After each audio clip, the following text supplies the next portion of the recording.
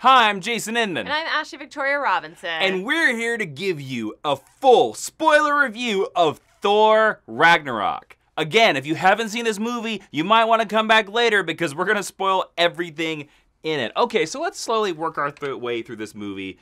Full spoilers are on now, and kind of tell you what's been going on. Of course, the movie begins in a scene that we've seen in the trailers where Thor is tied up by a chain, and it's kind of the reveal that this is Surtur. I was happy the movie finally confirmed that's how you say that name. It is Surtur. It is full on.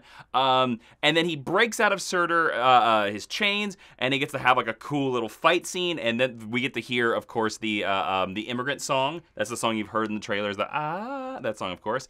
I actually really liked this opening of the movie because, one, my little comic book fan was really happy to see Surtur right up on top, voiced by Clancy Brown. But also, this scene was the most we have ever seen Thor whip his hammer around while he's fighting stuff, which is something that he did in all the Jack Kirby comic books. And until I saw it like constantly in that scene, like he was blocking the energy blast and all stuff like that, I actually was like, whoa, this is the third Thor movie, and this is the most we've ever done it. Ashley, what did you think about Surtur's dungeon? I'm a little conflicted about it. Okay. I would have liked to have not seen it in the trailer. We've seen all the best parts of it from the trailer going in. Well, we didn't see Surtur in the trailer, though, in this scene. No, but like the whole opening 5-minute joke is effectively of him being hung up and everything.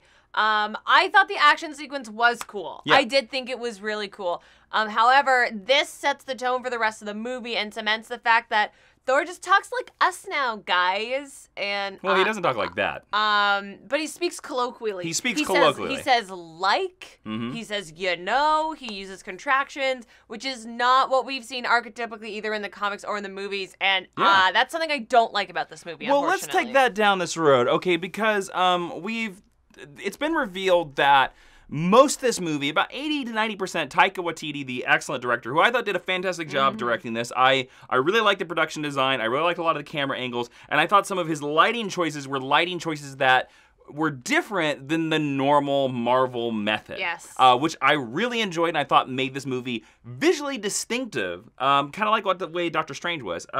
But the dialogue. This is the first movie since Iron Man 1 where most of the dialogue in the movie was improvised. Now, I thought for some scenes, it really helped. But in other scenes, I really thought it took away from the epicness of the movie because this movie has so many epic moments. And a lot of these moments are undercut because we have to tell the joke. Yeah. What did you think about the dialogue? I didn't think the dialogue was anything special. Like I said, I didn't much care for the colloquial nature of it. I'm not a fan of movies that are heavily improvised, unless they are played straight for comedy. And I think you talked about it being epic. There are epic moments, but it could have transcended and become maybe moving or meaningful if they'd been able to delve into that with predetermined lines, I think. Well, one of the scenes that I think the humor knocks it down really is when Thor comes back to Asgard and we see the play scene. Now, I actually think it's really funny to see that, because we left Thor Dark World, Loki was Odin, and we see they're doing the ode to Loki, and it's Matt Damon as Loki, and probably the weirdest Marvel cameo of all time, which was very strange. But then the idea that this Thor Dark World dangling participle was completely wiped under the rug under a joke. Because it is actually a big deal that Odin is not on Asgard. And then we hop right to one of my favorite scenes, meeting with Doctor Strange. Now, I really enjoyed the Doctor Strange movie quite a bit. I like Benedict Cumberbatch. And I really thought that his little pieces added a lot to this movie. The only problem was that we basically saw this scene already at the end of Doctor Strange. Yeah, that's true. I actually thought the jokes worked really well here, probably because there was a visual element to the joke. I think what's sort of unfortunate about this scene is that Benedict Cumberbatch is very good at playing regal, grounded, know-it-all, and he comes off as more royal and more entitled than Thor. The two royal princes. He doesn't have much to do with Loki, so it didn't bother me in that way, but I was like, oh, Chris Hemsworth, you could step it up a little bit. I will say I really liked when they first went to New York and Loki's like, I'm not a witch. And then Thor said, why do you dress like one? Like, for me... And then Thor took a selfie, which I thought was a funny joke. For me, like, that whole little... that initial scene with them was where the humor really shone through, and you learned something about both their characters. Yeah, I wanted to call it I don't know if I was a huge fan of also in Doctor Strange, they did this thing that they didn't do in the Doctor Strange movie where it was, like, constantly changing rooms, and Thor couldn't handle it. My understanding is that's supposed to tell us now that he's become more accomplished since we last saw him, so that he can teleport quicker. All right, I'll give it to him. I'll give it to him. I'm an idiot. Okay. No, you're not. Well, the comments will tell me that I am no matter what I say. So then we got a really cool scene where Odin, of course, was in, he's on some hill, looks like, in Norway, excuse me, I almost said Ireland, looked like Ireland. Actually, whatever green screen set that they had in Atlanta. And Odin dies. And again, this is another one of these moments where this movie sometimes has a problem where it doesn't really get a chance to breathe. Yeah. Oh, absolutely not. Now, that is an advantage of this movie and a weakness of this movie, that this movie has so much in it, and it's so strong, and it's so epic. It is insanely huge how big this movie is. But at the same time, we don't even get a moment to grieve Odin, which to me, we saw a little bit of Thor's grieving process, but we didn't get to see much. I really wanted him to just slug Loki immediately, but we didn't have time because we had to introduce Hela. I thought it was interesting because I did think that scene was really beautiful, and I think all three of the men handled it very well, and I liked that it wasn't just about Thor, it was about Thor and Loki and their relationship with Odin.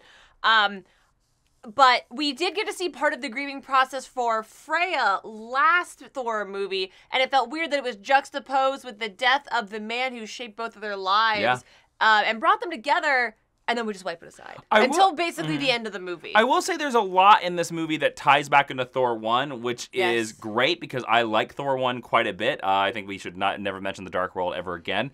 But I want to talk about something really quickly here. Now, there's a big ongoing thread in this movie about...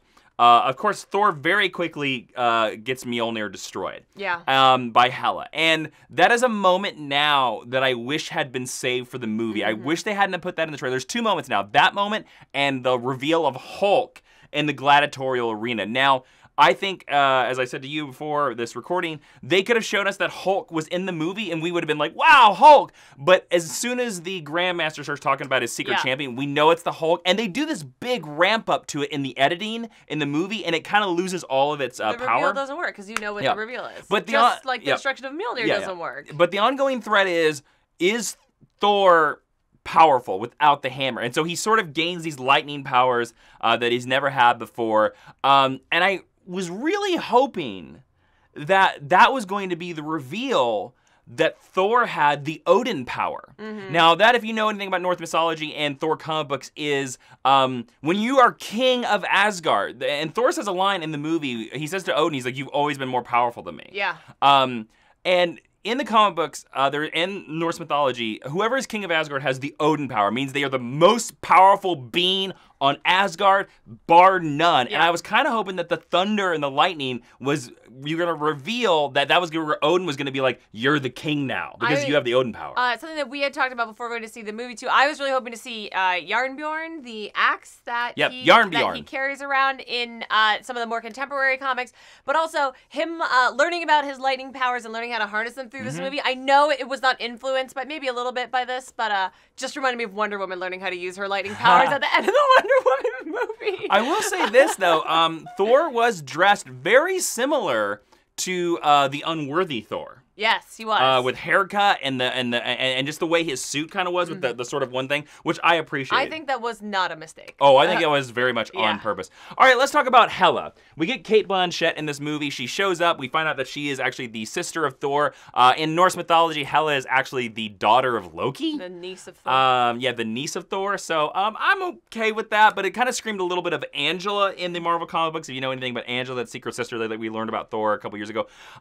What did you think about Hela? Because, Ashley, I want to know, I think Marvel didn't create a strong villain with Hela. I'm a little mixed on Hela. I think as far as Marvel villains go, she's one of the better ones. Oh, I'll agree with that. But I still think she's lackluster, and I still think she's a mustache-twirling villain.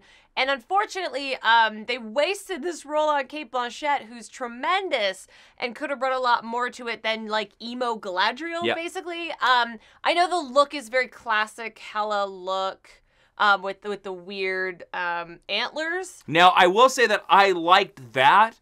My only nitpick about it is I wish they would have just kept the antlers up. Yeah. Going back and forth. The hair flip? Well, going back and forth was very reminiscent of, like, every time we have a Spider-Man movie, we have to see your face. Yeah. You know, or an Iron Man movie, he's got to be out of the suit more of the movie. I guess I just thought that there are, like, feminine Loki designs, because Loki has been a woman in the comics. Go read them, they're great. I would have liked more of that design. Because she looks like Loki in her green suit. So I mean, Cate Blanchett's great. The part's not super well written because she's a villain. Although I will say the scene where she climbs up the rainbow bridge at them, and throws them out of that, I thought was really neat. And I even really enjoyed the reveal where Loki later was like, "Hey, I've been here for like a month, man." Yeah. I was like, oh, that's cool. Time and space. We don't really deal with that much. Yeah. Okay, so we land on Sakaar. Sakaar is very different from the comic books. It's a trash planet. It's whatever. It's a giant trash planet of a heap. The Grandmaster, who is supposed to be the brother of the Collector from Guardians of the Galaxy, their tower is very similar. Yeah. Also, when you first fly into that tower, is a nice little Easter egg. There's all the heads of their champions. One of the heads is Beta Ray Bill. Yeah. Which I thought was really cool. Oh, is that what that was? I thought it was a lizard. One of them was Beta Ray Bill.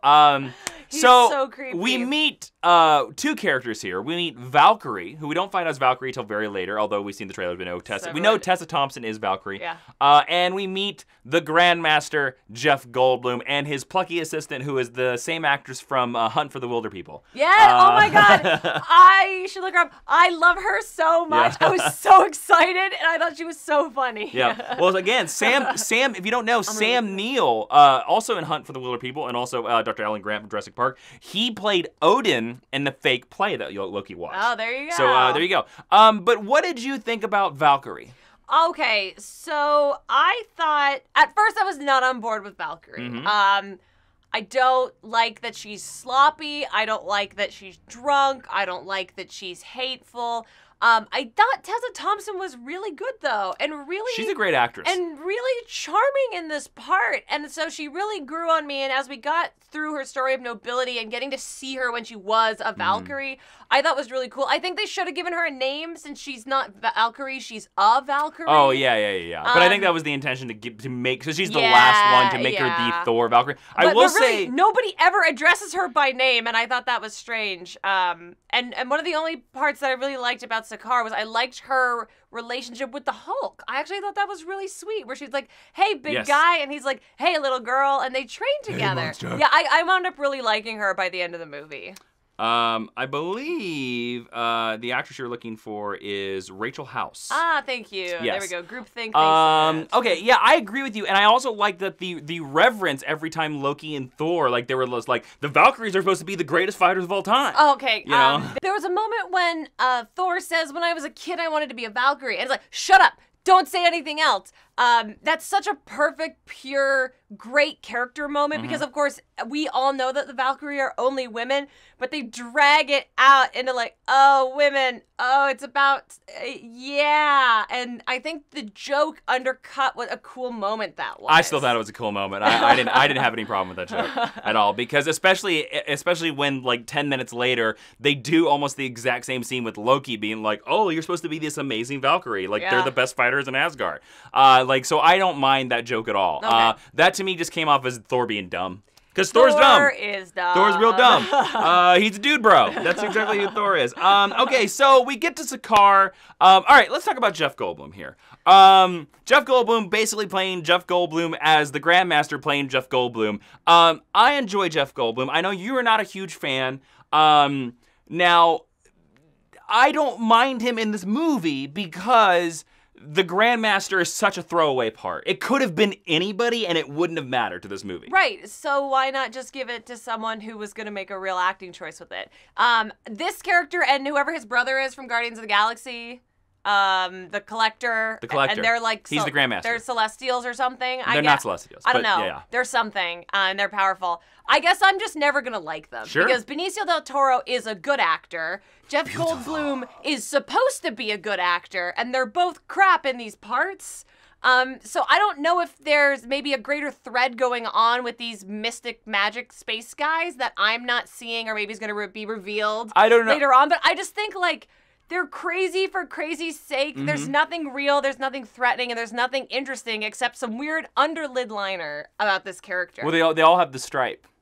They both have the stripe. Yeah, and but like, I don't know. What? I just think they're trying to make him crazy. I enjoy Jeff Goldblum, but I will admit, first off, he was just playing himself. So again, it couldn't have been anybody. Let's talk about the Hulk. The Hulk is in this movie. The Planet Hulk storyline is barely in this movie. Yeah. Korg, who's played by Taika Waititi, the director, and his little bug creature. Now, they are in Planet Hulk. Yeah. Although Korg acts nothing like Korg does in Planet Hulk. I liked the Hulk in this movie. I thought his animation as CGI was great. This is the most the Hulk has looked like and talked like Mark Ruffalo. I thought it was interesting that we sort of had a smart Hulk, or Hulk talked. Yeah. For a good part of the movie. And to be honest with you, like, I love Mark Ruffalo. Like, Mark Ruffalo can do no wrong in this part. And I really like the part where they were kind of like walking around Sakaar, like in the marketplace, and Thor was just like, calming sunsets, you know. Oh, he was saying the thing that Nat said to him. Yeah, it's getting late. Yeah, it's sun's getting real late. low. And he's like, stop saying it to me. Yeah. And of course, I like the joke where he's just like, God, Tony's pants are so tight. It was so funny. I liked all the Hulk stuff. Yep. I think it feels out of place when you think that it's in the same movie as the New York stuff, and then in the same movie as the Asgard stuff. To me, this just proves that Planet Hulk could have been a movie. Planet Hulk should have been its own movie. Let's just say that. And you could have given it to Taika Waititi, and it would have been just fine. Yes.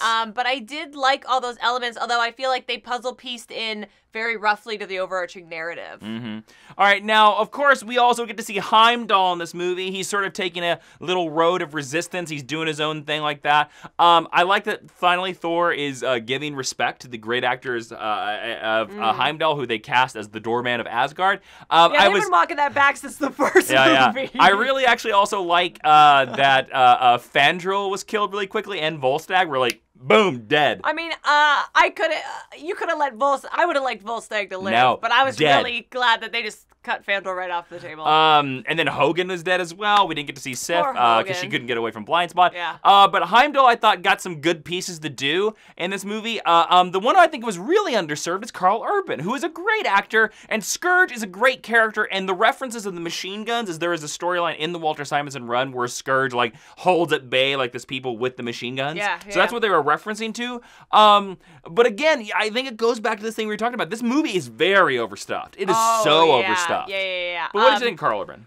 I love Karl Urban. Karl Urban is perfect. He can do no wrong. He should have also played the Grandmaster. It would have been great. I just think, he's like Cate Blanchett, both Lord of the Rings alumni. I think he was underserved with the writing of this part. He gets a nice moment at the end, but really, the character could have been played by anyone, and that's too bad. And the Heimdall stuff, I love Idris Elba. I think he looks amazing with dreadlocks. I love the contacts. I like seeing him wield a big sword, but that's not who Heimdall is.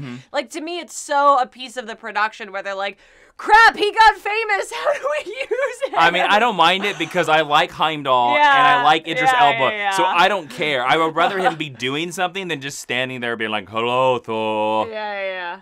There you are, my lord. I shall open the door. I see Jane. I'm hoping with whatever happens with Asgard no longer being where we think it is, that he's going to get an even bigger, come in more promise. He was cool. He was super hopefully cool. he's in Infinity War. That's the promise of that. Yeah. Okay, let's talk about all the wrap-up of stuff. Of course, we have the final battle with Hela. Loki shows up. We get Hulk fighting a werewolf, a giant wolf for some time. I will say, though, that the moment of the Hulk falling and Mark Ruffalo hitting the Rainbow Bridge was like, oh, it was painful, and I thought one of the most genuine laughs of the entire movie. Yeah. Because you're like, oh, he's dead. Also, I really like the way they do their interpretation of the Bifrost. I think it's intelligent. I think it's beautiful, and it gets smashed to shit in every movie. Every movie gets blown up. I'm like, oh man! But if you lived in Asgard and you could like rebuild the Rainbow Bridge, you'd have a job forever. Well, because it's that thing of like, and it's the problem with the first movie. Like, they decided to be like, okay, it's such a good moment. Though. We have this Bifrost, right? We have this Bifrost, and it can transport us anywhere. Where is it? 50 miles outside of the city on a thin 5-foot wide bridge. It looks so cool, though. It does look cool. It looks so but it's like, all right, we can transport instantaneously. 2 hours later. Are we there yet? Nope. No, we're not. You know. But it is, the bike process is so cool, and that bridge is so cool. And breaking that bridge in movie 1 is so good. It's very meaningful, I like the idea of going back to Odin and him getting the thunder powers and Thor is more powerful. I was so surprised and genuinely enjoyed that Thor lost his eye. You do the rest of the review like this. Yes. I hope that Thor actually doesn't have that eye for the rest of the movie. I actually hope they don't give it back to him. I hope Doctor Strange doesn't do some stuff in sling ring. And he doesn't sling ring him a new eye or something like that, because I think that's such a great character piece, and there are a lot of future King storylines where Thor always loses his eye, so I was genuinely surprised by that moment. Any moments or ideas that stood out to you in the final battle? I called it up before. I liked that we saw Scourge being truly heroic. I thought that was cool. I liked that we saw Valkyrie and Thor finally trusting each other. Yep. I actually thought they were going to kiss, and I was super impressed that they didn't. I was glad they didn't. But they'd be a way better couple than him and Jane everywhere, so that'd be cool, please. I liked him getting the armor for her. Thor really, and he's done this kind of every movie, but he really, like, mans up, for lack of a better phrase. You really see him become, like, a mature leader here, and I like the ending with Loki, where Loki goes with him. Yeah, right? And he's like, I would hug you if I thought you were here, and Loki's like, and he throws the thing. And let's talk about... And that's a great payoff to that joke. Let's talk about that final scene. Okay, so Giant Surtur destroys Asgard, which I, again, was like, oh my god, this moment is so epic. But to be honest with you, again, I talked about the humor. Yeah.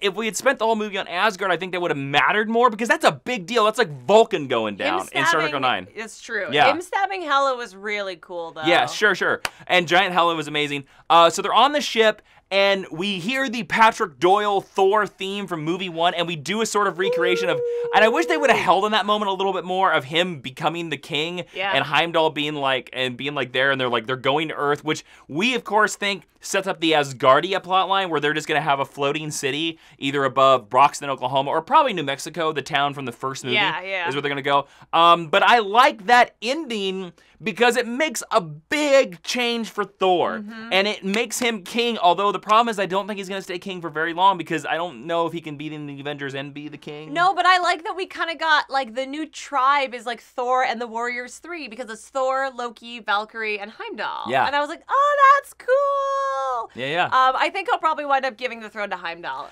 actually. Also, we have to state that, of course, Loki has the Tesseract. Of course. Yep. Oh my god. That was okay. Yeah. I thought that moment was really cool. I love that we returned to the treasure room, because we haven't seen that since and we had to do that. We had to knock over the original Infinity Gauntlet and say fake. I actually thought that was funny. Yeah. I thought that was a good moment. But I liked seeing Loki in there again, because Loki's original scene in there with Odin is so emotional. And we got to see the cold, the box. The casket of the Frost Giants. But of course he took the Tesseract. Now, I want to say that I'm going to look it up real quick here, because like I don't remember. He might have taken something else in there as well. So Ashley, the final scene, or one of the two, we get a Grandmaster comedy after the credits scene, and we get Thor and Loki seeing a giant ship. Yeah. I mean, is there any doubt that ship is not Thanos? No, there's not. But it was funny, as it came up, I was like, I feel that Thanos' appearances in some of the other movies have undercut how much of a threat I feel like he is, even though I know, obviously, from the comics that he is, and I know what Infinity War is and what this is all leading to, but I was like, I don't want to see Thanos. But you would have to have stayed for that scene to understand the beginning of this next Avengers movie. Sure. For a second there, I thought the ether was in that vault, but no, it was given to the Collector. I forgot about that. That's right. Because we should all forget Thor the Dark World. All right, let's move into our rating based on a scale of 1 to 5. Ashley, what would you give Thor Ragnarok? And give us your final thoughts. Thor Ragnarok is a flawed movie. It is too many ideas all vying for the time they deserve. They all are executed at about 75%. Because of that, none of them, in my opinion, transcended. They all could have maintained their own movie. I think Taika Waititi is one of those director auteurs who brings an interesting eye like Scott Derrickson. I think this is one of the better of these later Marvel movies that we've had, in spite of its flaws.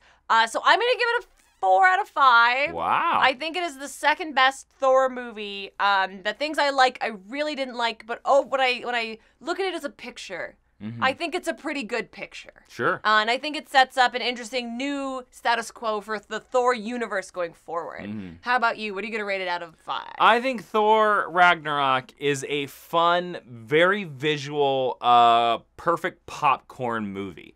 I think it does a lot of neat stuff, but I think sometimes it is too funny for its own good and ruins some of these genuinely insane epic movies. I do agree with you the fact that I do think it's 2 movies shoved into one. I think it's a Planet Hulk movie and a Thor Ragnarok movie that have been combined, that I think we would have had 2 stronger movies if they didn't have it. Now here's the thing. This same script with a weaker director would have been a Thor Dark World disaster. Would have been an absolute travesty. It would have been worse than Thor Dark World. Yeah. But because of Taika Waititi and because of his humor, and generally because I think of his love as character, it transcended this. I'm going to give this a 3.5 out of 5. I do think this is a really good movie. I just don't know how often I would rewatch this one. Definitely more than Thor Dark World, but my heart still goes to Thor 1 as the best of the 3 movies, of the Thor movies. So head down to the comments and tell us what you thought about our Thor Ragnarok review. And remember, we can all have opinions, so please don't send us death threats. And why not click on one of the videos popping up on the screen? And for more exclusive geeky content, go to patreon.com/Jawiin. Just be kind. Who cares? They're all fictional characters. Bye, friends.